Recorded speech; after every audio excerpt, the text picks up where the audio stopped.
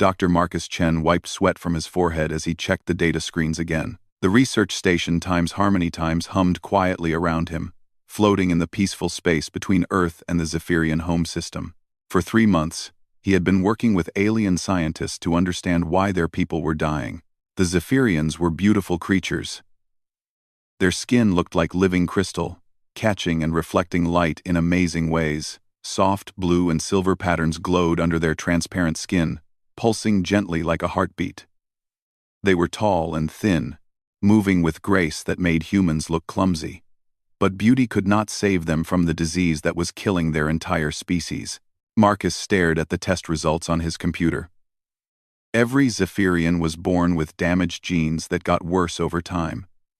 Their children were weaker than their parents. Their grandchildren were weaker still. In maybe 50 years, there would be no Zephyrians left in the galaxy. "The protein chains are breaking down faster than we thought," said Kira Eth, the young Zephyrian scientist working beside him.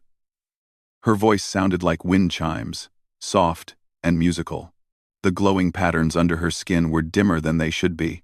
She was only 25 in human years, but already showing signs of the genetic disease that would kill her. Marcus felt frustrated. Earth's best doctors and scientists had been trying to help for years. They had sent medicines, equipment, and experts across space. Nothing worked. The Zephyrian disease was unlike anything humans had ever seen. "Maybe we should try a different approach," Marcus suggested. He pulled up new data on his screen. "What if we focus on the cellular repair mechanisms instead of the genetic damage?" Kira Eth moved closer to look at his work. She smelled like flowers and something else Marcus could not identify. Something alien but pleasant. As she leaned over his shoulder, her crystal-like skin reflected the blue glow from the computer screens.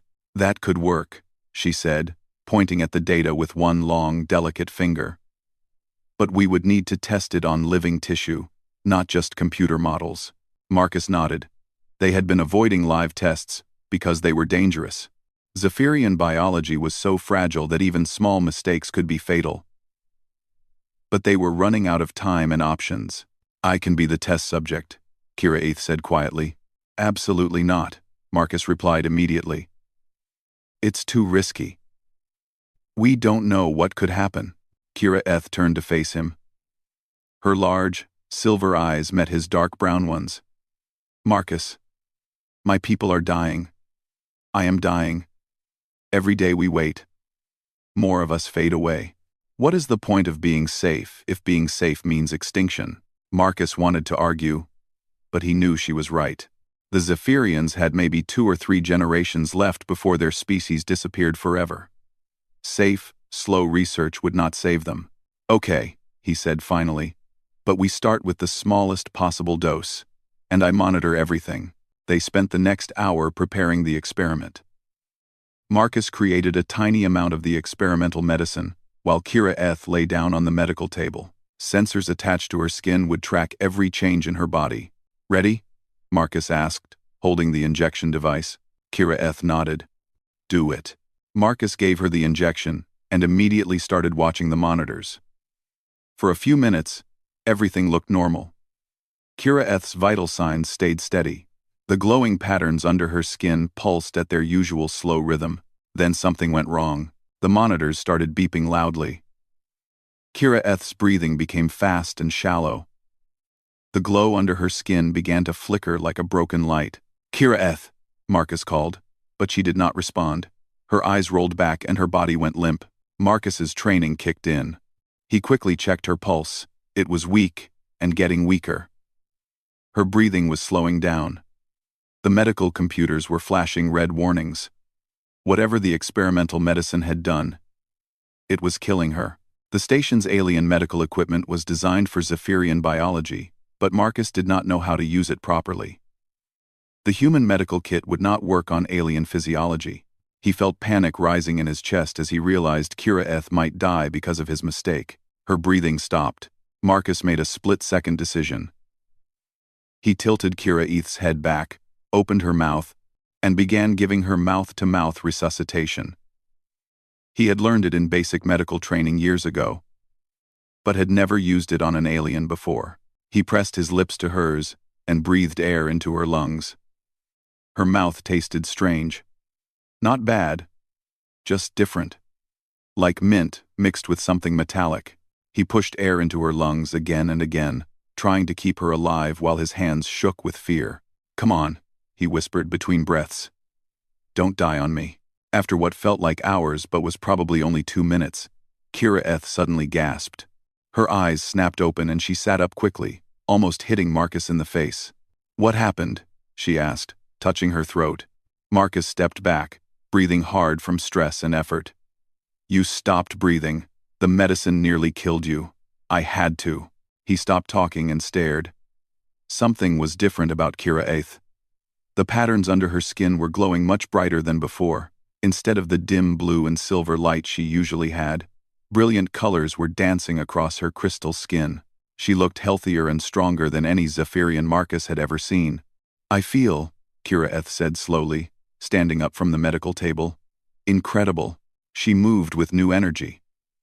The tired, weak movements that all Zephyrians had were gone. She stood straight and tall, her skin blazing with beautiful light. Marcus quickly checked the medical readings. All of Kira Eth's vital signs were stronger than they had ever been. Her cellular activity was off the charts. Whatever had happened when he gave her mouth-to-mouth had somehow reversed years of genetic damage.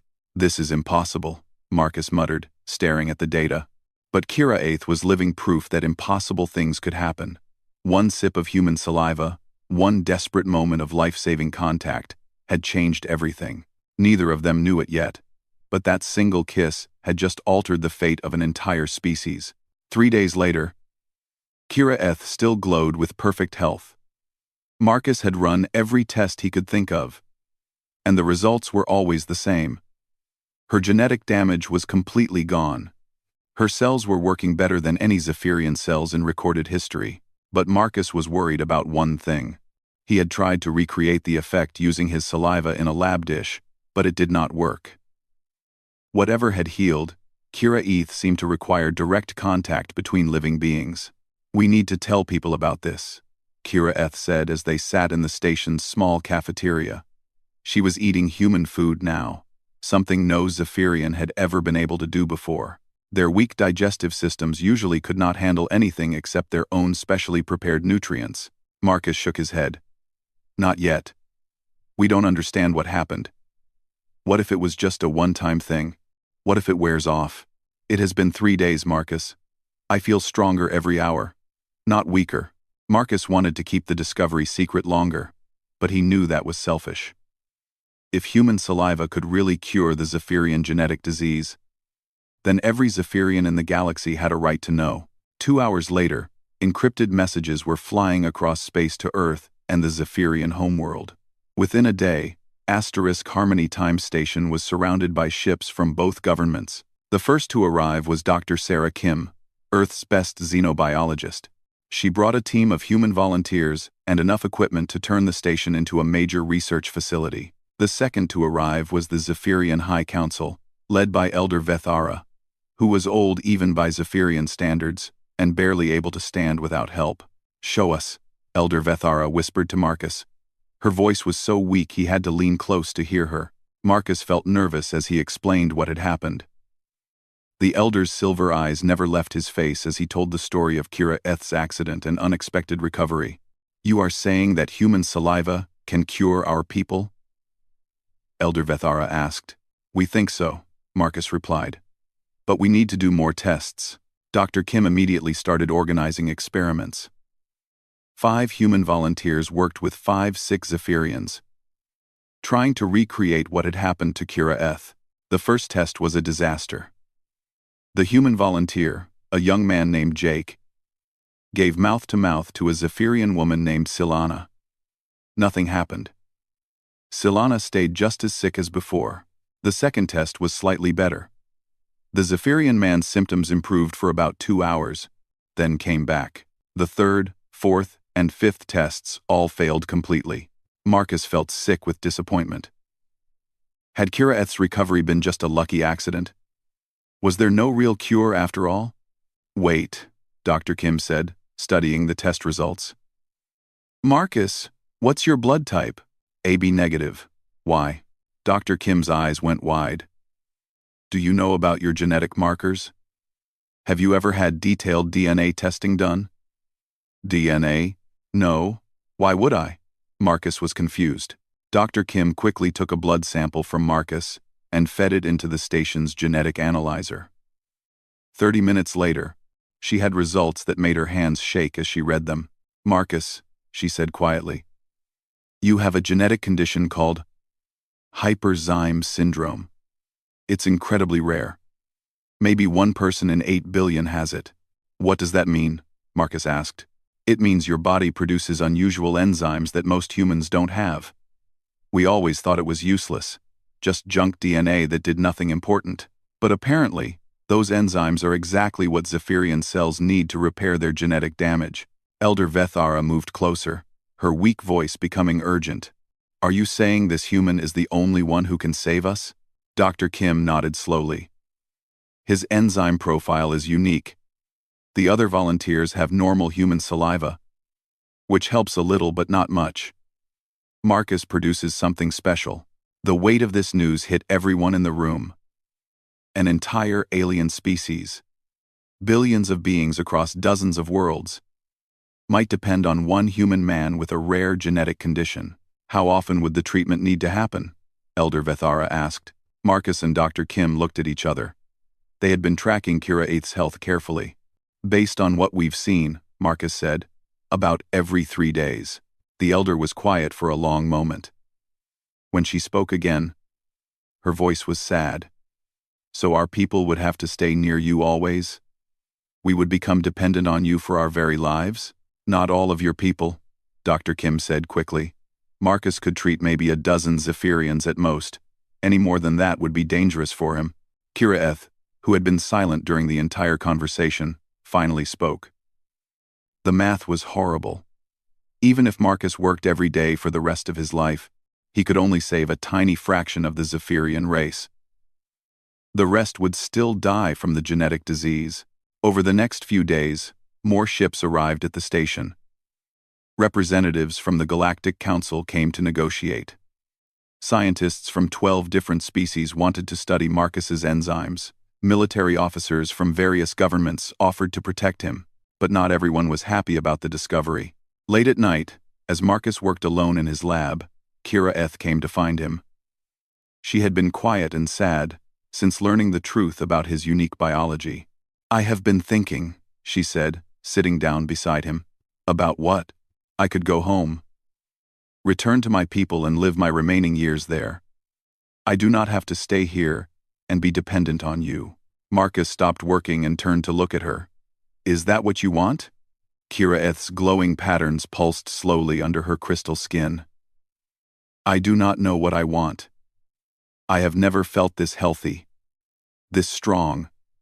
But the cost is my freedom. I cannot travel far from you. I cannot visit my home for more than a day or two. I am like a pet that needs its owner to survive. You're not a pet, Marcus said firmly. You're my partner. We discovered this together, but I am still dependent on you. And my people are still dying. 12 survivors is not enough to save our species. Maybe it would be better if I had just died that day in the lab. Marcus felt anger rise in his chest. Don't say that. Don't ever say that. Why not? What difference does it make if one Zephyrian lives a little longer? Marcus stood up and faced her. Because you matter. Because every life matters. And because maybe this is just the beginning, not the end. Kira Eighth looked up at him with her large silver eyes. What do you mean? I mean, maybe we haven't found the real answer yet. Maybe dependence is not the final solution. Maybe we just need to keep looking. Some or the round. Scards, and we haven't. Before Kira Eighth could respond, alarms started blaring throughout the station. Red lights flashed as an automated voice announced, unknown ships approaching. All personnel to emergency stations. Through the lab windows, Marcus could see dark ships moving toward the station. They had no identification markers and were not responding to radio calls. The peaceful research mission had just become something much more dangerous. The dark ships moved closer to Times Harmony Times Station. Marcus counted 6 of them, each one bristling with weapons. Dr. Kim's voice crackled over the communication system from the command center. Marcus, get to the safe room now. These ships are not responding to any signals. Marcus grabbed Kira 8's hand. Come on, we need to move. But before they could leave the lab, the first explosions hit the station. The lights flickered and the floor shook under their feet. Emergency alarms screamed through the corridors. They are not trying to capture the station, Kira 8 said, her voice tight with fear. They are trying to destroy it. Marcus felt his stomach drop. If the attackers wanted to destroy the station, they wanted to kill him. Someone did not want the Zephyrian cure to exist. Another explosion rocked the station, closer this time.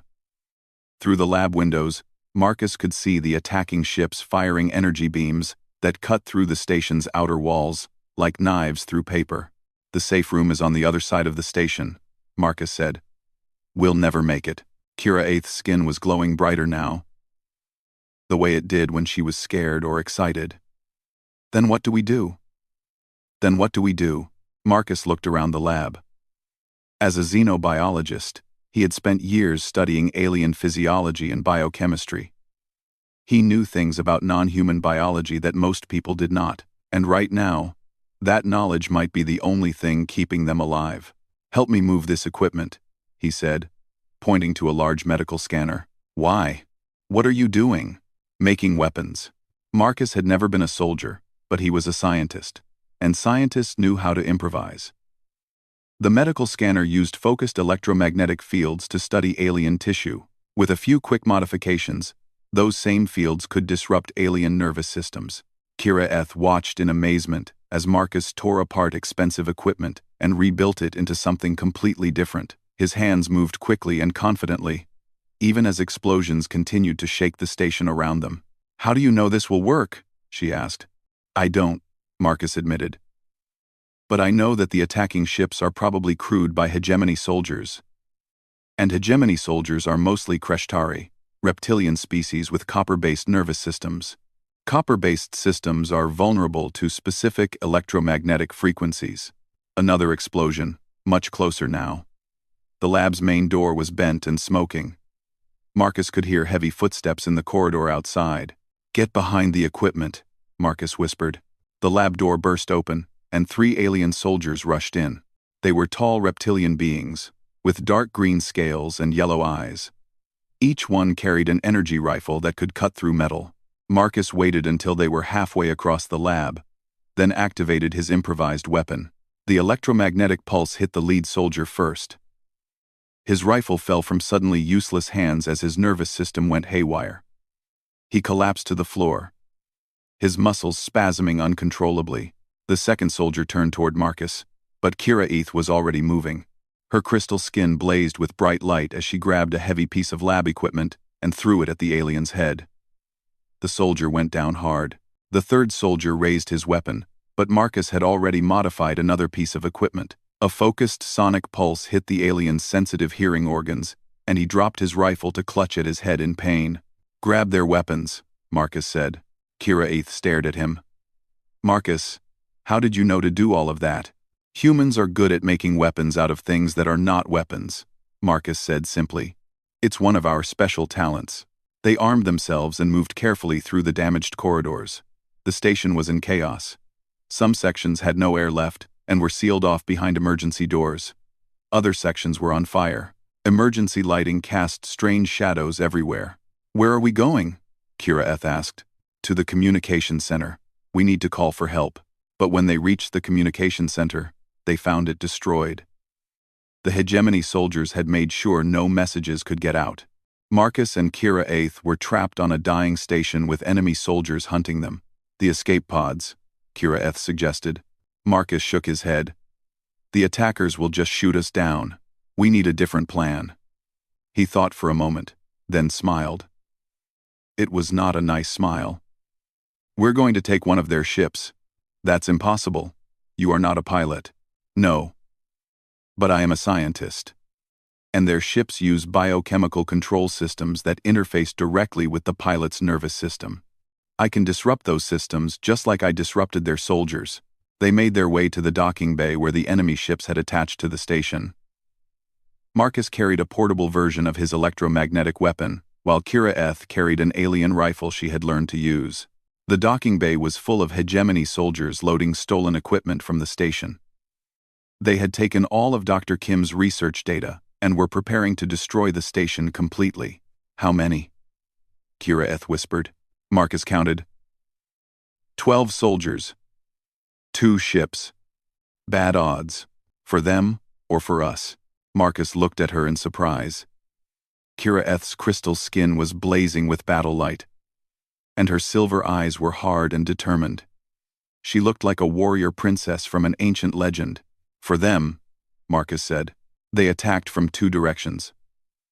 Marcus used his electromagnetic weapon to disable the ship's control systems, while Kira Eth provided cover fire. The hegemony soldiers were tough and well-trained, but they had made one big mistake. They thought they were fighting a weak human scientist and a sick alien girl. They were wrong.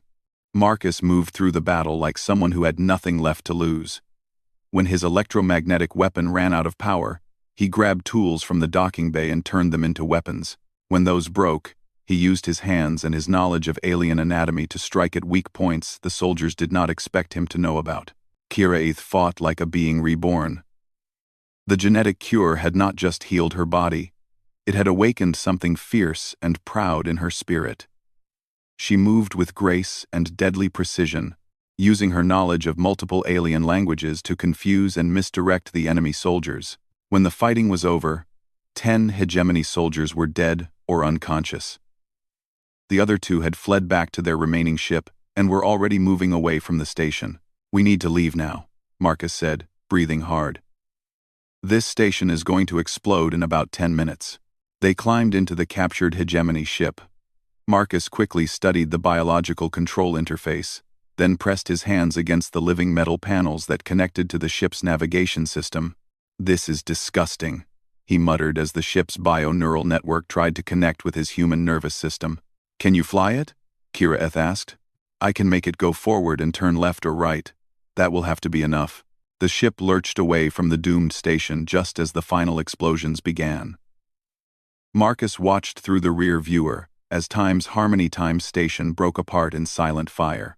Dr. Kim, Elder Vethara, and the other researchers had all escaped in official ships before the attack began. But all the equipment was gone. All the research data was lost. The hegemony had made sure that the Zephyrian cure would die with the station. What now? Kira Eth asked. Marcus stared out at the stars ahead of them. Now we do what humans do best. Which is, we don't give up. We find another way. And we make sure the bad guys regret messing with us. Kira Eth looked at this human who had saved her life, fought trained soldiers, and stolen an enemy ship, all in the space of 2 hours. She was beginning to understand why humans had such a strange reputation in the galaxy. They were not the strongest species. They were not the smartest or the most advanced.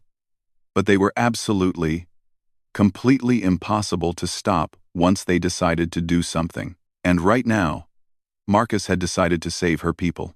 The hegemony had won this battle, but Kira Eth had a feeling they were about to discover what happened when you made an enemy of a determined human. 2 weeks later, Marcus and Kira Eth were hiding on a small moon at the edge of civilized space. The stolen hegemony ship was hidden in a deep cave, and they had set up a basic laboratory using salvaged equipment. Marcus was learning things about Kira Eth that no human had ever known about Zephyrians. She was teaching him mental techniques that her people had developed over thousands of years. Ways to focus the mind and see patterns that others missed. Close your eyes, Kira Eth said softly. Feel the rhythm of your breathing. Now feel mine. Marcus sat cross-legged on the cave floor, trying to follow her instructions. At first, he felt nothing except his own heartbeat and the cool air moving in and out of his lungs, but slowly, he began to sense something else. There was a connection between them now. It had been growing stronger each day since they escaped the station. Marcus could feel Kira Eth's emotions like a gentle whisper in the back of his mind. When she was worried, he felt a cold touch on his thoughts. When she was happy, warmth spread through his chest. I can feel you, he said, opening his eyes in wonder. Kira Eth nodded. And I can feel you. It started 3 days ago, but I was not sure if it was real. What does this mean? I think the treatments are changing us both. Your enzymes are not just healing my genetic damage. They are creating new connections in my brain.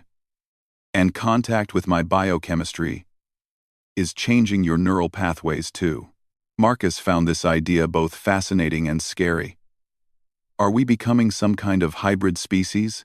Not hybrid, symbiotic, like two different plants that grow together and help each other survive. Over the following days, the connection grew stronger. Marcus discovered he could understand Zephyrian language and customs in ways that should have taken years to learn. Kira found herself thinking in patterns that were more flexible and creative than traditional Zephyrian thought. When Marcus worked on equations, Kira could sense the mathematical relationships in his mind and help him see solutions from new angles. When Kira meditated, Marcus could feel the calm, centered peace that Zephyrians achieved through their mental disciplines. They were becoming more than the sum of their parts. But the galaxy was not leaving them alone. Ships were hunting them everywhere. The hegemony wanted to capture or kill Marcus to prevent any cure for the Zephyrian disease. Other groups wanted to control him, so they could decide who lived and who died. Some extremist factions wanted to destroy both Marcus and Kira because they thought mixing human and alien biology was evil. Message coming in on the emergency channel. Kira reported from their communication equipment. Marcus looked at the screen. It was Elder Vethara, calling from a secure government ship. Her image was fuzzy and filled with static, but her voice was clear. Marcus Chen, we need to meet.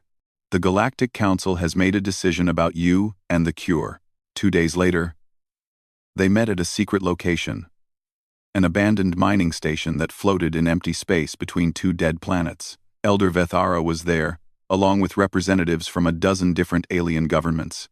The Council has voted, Elder Vethara announced.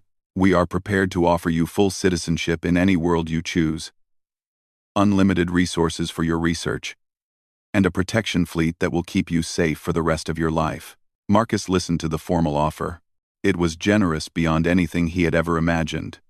He would become one of the most protected and honored beings in the galaxy. In exchange, continued the Elder, you will provide the cure to selected Zephyrians chosen by the Council. We estimate you could treat 24 individuals if you worked on a strict schedule. 24, Marcus repeated. Out of billions. It is better than none.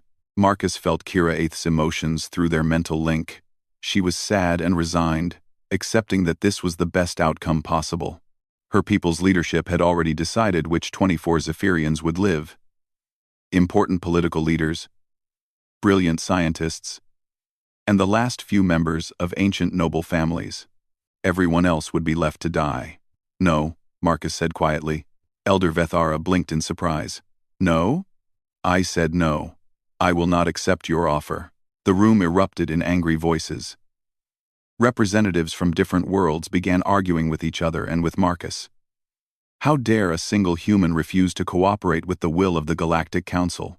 Marcus stood up and waited for the noise to die down. When it was quiet again, he spoke. You want me to choose which 24 Zephyrians get to live. You want me to become a god who decides life and death for an entire species. I will not do that. Then what do you want? Asked a reptilian delegate from the hegemony faction. I want a real solution.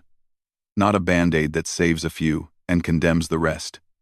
I want to find a way to cure all of them. That is impossible, Elder Vethara said sadly.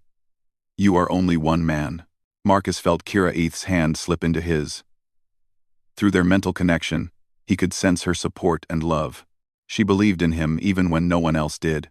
Maybe I am only one man, Marcus said. But I am a very stubborn man. And I have a partner who is just as stubborn as I am. He turned to face the assembled delegates. Here is my counteroffer. Give us resources and time to research a permanent cure. Stop hunting us. Stop trying to control us. Let us work. And if you fail, asked the hegemony representative, then the Zephyrians die anyway, which is what will happen under your plan for all except 24 of them. The debate continued for hours, but Marcus and Kira had made their decision. They would not accept a solution that saved only a few. They would find a way to save everyone, or die trying. That night, as they prepared to leave the station, and return to hiding, Kira Eth asked Marcus a question that had been troubling her. What if we cannot find a permanent cure? What if dependence on you is the only answer? Marcus took her hands in his. Through their mental link, he could feel her fear. Not of dying, but of condemning her people to extinction, because she had convinced him to refuse the Council's offer. Then we will build something better than dependence, he said. We will build partnership. What do you mean? I mean, maybe the answer is not about curing your people to make them like they were before. Maybe the answer is about helping them evolve into something new. Something that can survive without dependence on any one person. Kira Eth's crystal skin began to glow as she understood what he was suggesting. You are talking about changing our entire species. I am talking about giving your species a choice. They can accept a slow death, or they can choose to become something new and wonderful. Through their mental connection, Marcus could feel Kira Eth's excitement growing. For the first time since her people's disease had been discovered, there was hope for a real future instead of just a temporary delay. How? She asked. Marcus smiled. I have some ideas, but I will need your help to make them work. You have it, always. As their ship left the station and headed back into the darkness between stars, Marcus and Kira Eth began planning something that no one in the galaxy expected. They were going to save the Zephyrian people by helping them become something entirely new. And if anyone tried to stop them, they would discover just how dangerous a stubborn human and a determined alien could be when they worked together. 6 months later, Marcus and Kira Eth had built a secret research laboratory inside an asteroid that drifted far from any inhabited world. They had been working day and night on a project that would either save the Zephyrian species or destroy it completely. Show me the simulation again, Marcus said. Staring at the holographic display that filled their makeshift laboratory, Kira Eth activated the computer program they had been developing. The display showed a 3-dimensional model of Zephyrian DNA, with certain sections highlighted in blue. If we introduce human enzyme-producing genes here, here, and here, Kira Eth explained, pointing to the highlighted sections, the Zephyrian body should start making the chemicals needed to repair genetic damage. But it will take how long? 3 generations, maybe 4. The change will be gradual, but permanent. Marcus nodded. It was not a perfect solution, but it was better than watching an entire species die. The plan was to create a specially designed virus that would carry human genetic material into Zephyrian cells. Over time, their children and grandchildren would develop the ability to produce the same enzymes that Marcus's rare condition gave him. They would become something new, not fully human, not fully Zephyrian, but alive and capable of surviving. There is one problem, Kira Eth said quietly. What? The viral vector needs to be created from living human tissue, a lot of it. The process would probably kill whoever volunteers to be the genetic donor. Marcus had known this was coming. He had been avoiding thinking about it for weeks. But the math was clear. To save billions of Zephyrians, one human would have to die. How long would I have? He asked. Marcus, no. How long? Kira Eth's crystal skin dimmed with sadness. Maybe 6 months. Maybe a year if we are very careful. Marcus sat down heavily. A year to save an entire species. It seemed like a fair trade, but he knew Kira Eth would never agree to it. Before he could say anything, alarms started ringing throughout their hidden laboratory. Someone had found them. 3 ships approaching, Kira Eth reported from the sensor station. No, wait. 6 ships. No. 12 ships. Marcus looked at the display in shock. Ships from every major government in the galaxy were converging on their asteroid. Human vessels, Zephyrian cruisers, hegemony destroyers, and species he did not recognize. How did they all find us at the same time? He asked. I think, Kira Eth said slowly, someone told them where we were. The communication system crackled to life. Elder Vethara's voice came through the speakers, but she was not alone. Marcus could hear representatives from dozens of different governments arguing in the background. Marcus Chen. This is Elder Vethara, speaking for the Galactic Council. You are ordered to surrender yourself And your research immediately. Marcus activated the reply channel. I thought we had an agreement. You would leave us alone to work. That agreement is void, came a harsh voice that Marcus recognized as belonging to General Threshak of the Hegemony. You have been conducting illegal genetic experiments that threaten the stability of the galaxy. More voices joined the conversation. The human colonial authority wanted to take Marcus back to Earth for his own protection. Conservative Zephyrian groups wanted to destroy the research because they believed genetic mixing was evil. Several alien species were afraid that human Zephyrian hybrids would become too powerful and upset the balance of galactic politics. You are talking about genocide, Marcus said into the microphone. You are willing to let billions die because you are afraid of change. We are talking about the natural order, replied Elder Kesami, leader of the traditional Zephyrian faction. Better to die as ourselves than to live as something corrupted and impure. Marcus felt anger rising in his chest. Through his mental link with Kira Eth, he could sense her rage as well. These people were willing to let her entire species become extinct because they were afraid of anything new or different. Give me the ship-wide communication channel, Marcus told Kira Eth. Marcus, what are you doing? What humans do best. Being difficult. Marcus's voice went out to every ship in the fleet. Representatives from dozens of worlds heard him speak. My name is Marcus Chen. I am a human being with a rare genetic condition that can save the Zephyrian people. For the past 8 months, I have been working to find a permanent cure for their genetic disease. He paused, looking at Kira Eth. Her crystal skin was blazing with fierce light, and her silver eyes were full of pride and love. You want me to choose between saving a few Zephyrians and watching the rest die? Or trying to save all of them by helping them change? You call this change corruption and impurity. You say it is better to die pure than to live different. Marcus stood up straighter. I say you are all cowards. Angry voices erupted from the communication channels, but Marcus continued speaking. Humans are not pure. We have genes from a dozen different ancient human species mixed together in our DNA. We are mutts, mongrels, hybrids.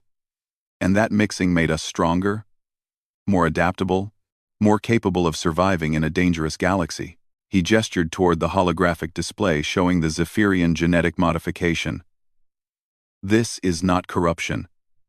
This is evolution. This is life finding a way to continue when the old way leads only to death. The Galactic Council has voted, Elder Vethara said firmly. You will surrender now and accept treatment of selected individuals only. No, Marcus replied. I will not. Then we will take you by force. You can try.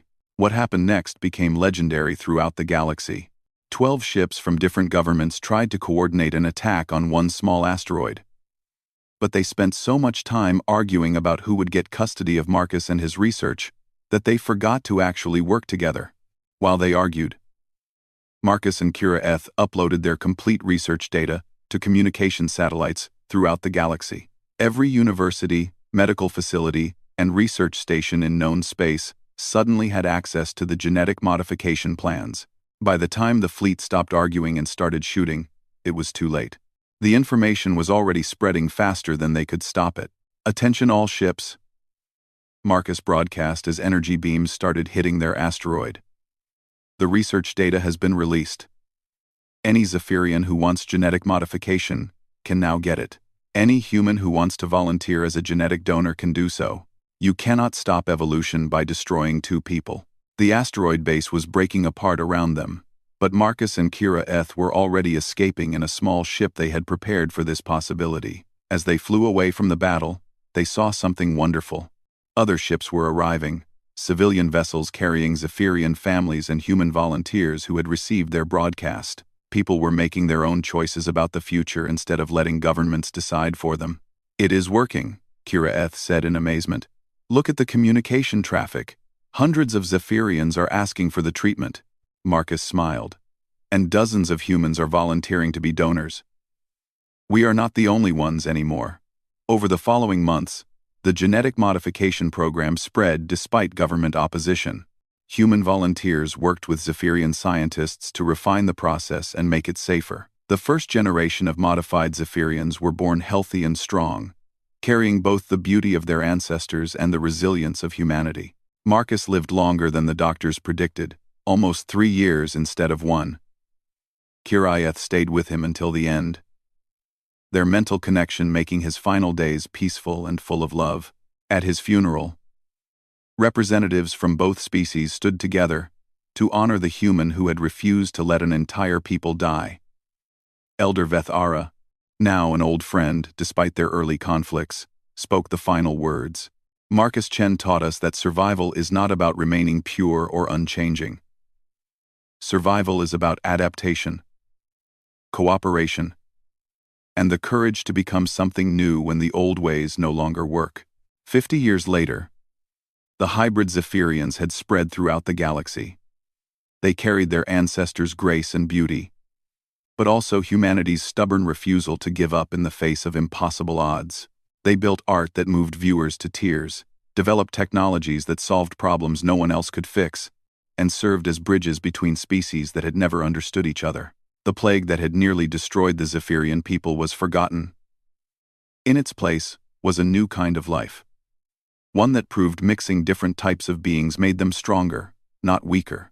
And sometimes, when young hybrid children asked about their history, their elders would tell them about the human scientist who refused to choose between saving a few and saving everyone. They would tell them about one sip that changed everything. They would tell them about the day a stubborn man and a determined alien decided that evolution was better than extinction, and that love was stronger than fear. And the children would grow up knowing that sometimes the most important battles are fought not with weapons, but with the simple refusal to accept that some people must be left behind.